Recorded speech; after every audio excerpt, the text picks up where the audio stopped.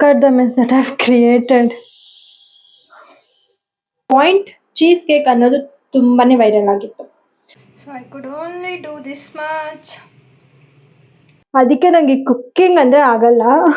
Butter ಈಗ melt ಆಗ್ತಿದೆ. So first ಇದನ್ನ ನಾವು ಪುಡಿ ಲೈಕ್ ಪುಡಿ ಮಾಡ್ಕೊಳ್ಳೋಣ. So welcome back to my channel. ನಾನು Shalini.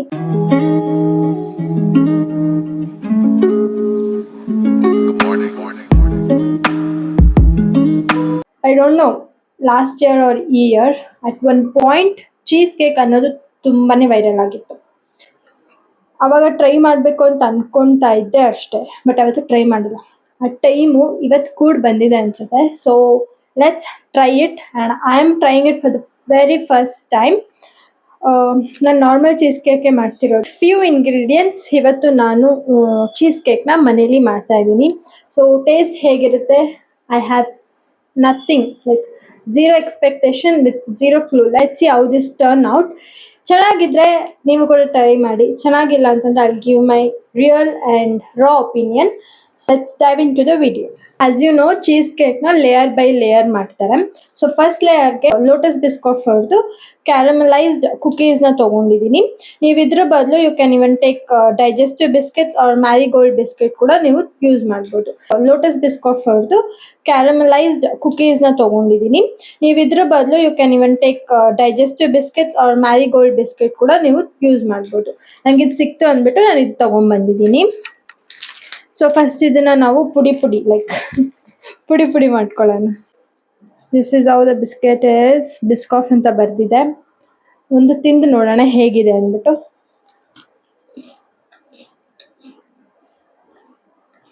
It is sweet and it's really good.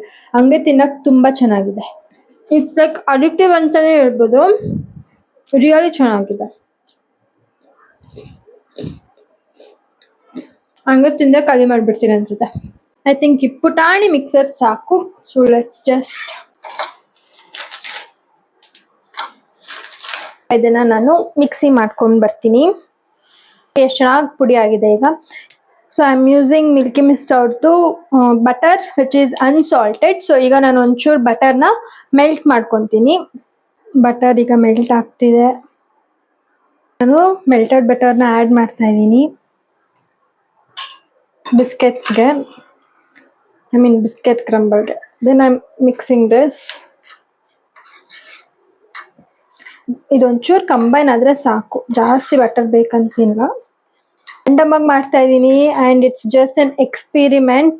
So let's see how this taste ಅಂದ್ಬಿಟ್ಟು. ಸೊ ನಾನು ಈ ಬಾಕ್ಸಲ್ಲೇ ಐ ಆಮ್ ಡೂಯಿಂಗ್, ಸ್ವಲ್ಪನೇ ಮಾಡ್ತಿರೋದು ಕ್ವಾಂಟಿಟಿ ವೈಸ್. ಸೊ ಈಗ ಇದನ್ನು ಇದಕ್ಕೆ ಹಾಕ್ಕೊಂಡು ಈಗ ನೀಟಾಗಿ ಫಸ್ಟ್ ಲೇಯರ್ನ ಸೆಟ್ ಮಾಡೋಣ.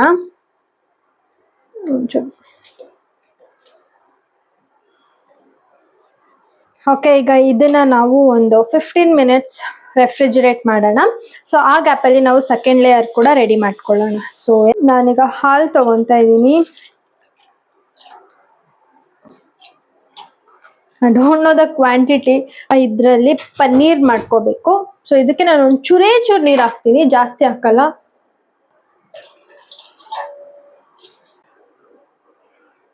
ಒಂಚೂರು ಶುಗರ್ನ ಬ್ಲೆಂಡ್ ಮಾಡ್ಕೊಂಡಿದ್ದೀನಿ.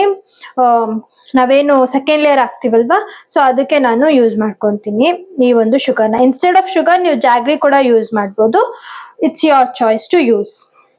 ಈಗ ನಾನು ಲೆಮನ್ನ ಕೂಡ ಸ್ಕ್ವೀಸ್ ಮಾಡಿದ್ದೀನಿ.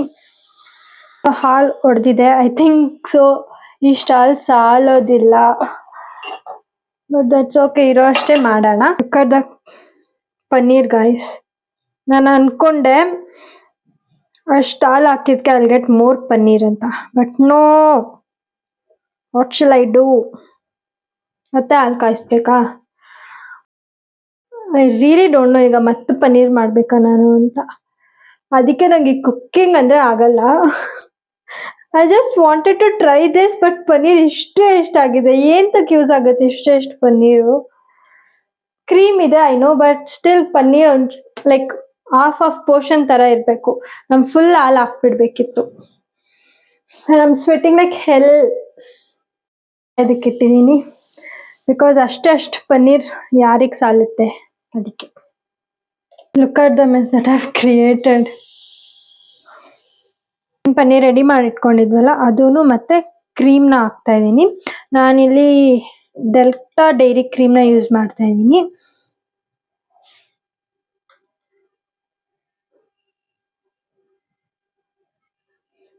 ಸೊ ಇದ್ರ ಜೊತೆಗೆ ನಾನು ಒಂದು ಸ್ವಲ್ಪ ಶುಗರ್ನ ಕೂಡ ಆ್ಯಡ್ ಮಾಡ್ಕೊತೀನಿ, just for the sweet taste.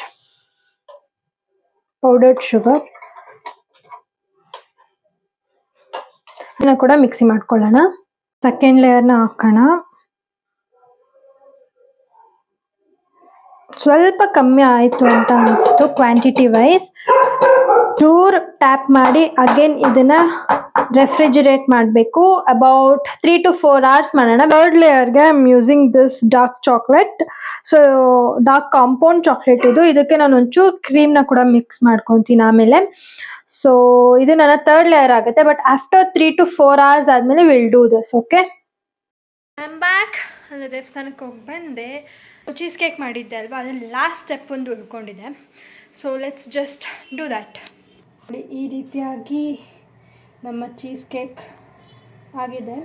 Almost 3 hours set ಆಗಿದೆ. I really don't know about the taste. ಈಗ ಲಾಸ್ಟ್ ಲೇಯರ್ ಒಂದು ಮಾಡಿ ಇಡೋಣ.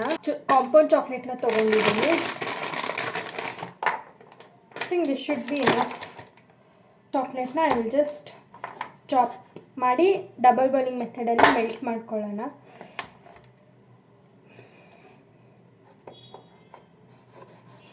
What I am gonna do now, ಚಪಾತಿ ಇಡೋದಿರುತ್ತಲ್ಲ,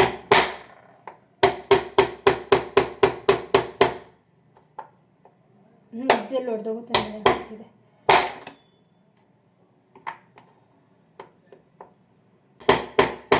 ನೀರು ಬಾಯ್ಲ್ ಆಗೋವರೆಗೂ will just have some chocolate.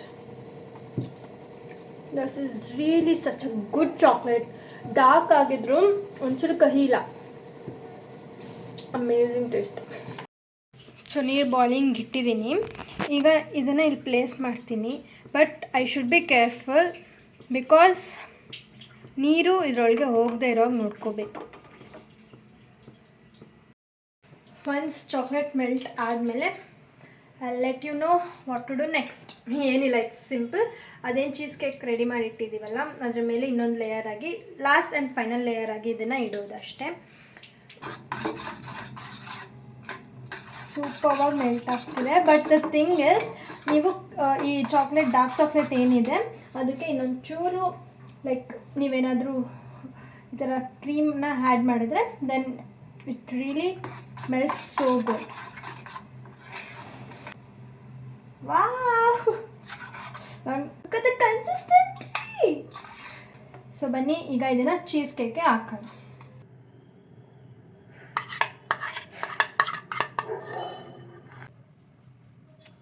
ಒಂಚೂರು ತೆಳು ಮಾಡ್ಕೊಂಡಿದ್ರೆ we could spread this properly. So one side spread this. So I could only do this much. Chocolate layer ಆದಮೇಲೆ ಒಂದು half an hour ರೆಫ್ರಿಜಿರೇಟ್ ಮಾಡಿದ್ರೆ ಸಾಕು, ಅದು ಸೆಟ್ ಆಗಿರುತ್ತೆ.